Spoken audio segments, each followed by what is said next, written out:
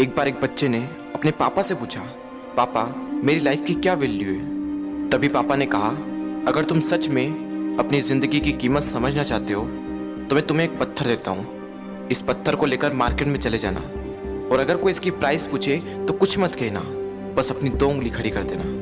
वो लड़का मार्केट गया।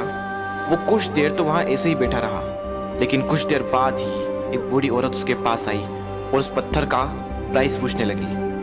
वो लड़का एकदम चुप रहा, उसने कुछ नहीं कहा और अपनी 2 उंगलियां खड़ी कर दी। तभी वो बूढ़ी औरत बोली, 200 रुपये, ठीक है, इस पत्थर को मैं तुमसे खरीद लूंगी।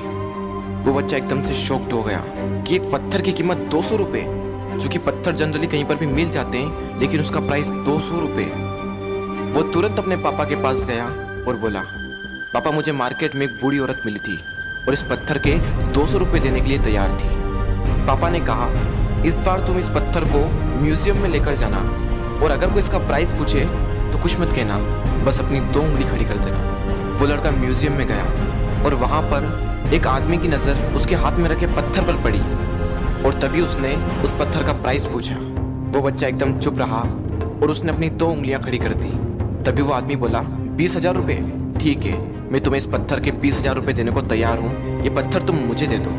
वो लड़का फिर से चौंक गया और जाकर अपने पापा से कहा, पापा म्यूजियम में मुझे एक आदमी मिला था और इस पत्थर के 20,000 रुपये देने को तैयार था। तभी उसके पापा ने कहा, अब मैं तुम्हें आखिरी जगह भेजने जा रहा हूँ और अब तुम्हें जाना है कीमती पत्थरों की दुकान पर और अगर वहाँ पर भी कोई प्राइस पूछे तो कुछ मत कहना, बस अपनी 2 उंगलियां खड़ी कर देना। वो लड़का जल्दी से कीमती पत्थरों की दुकान पर गया और उसने देखा कि एक बूढ़ा आदमी था जो काउंटर के पीछे खड़ा था।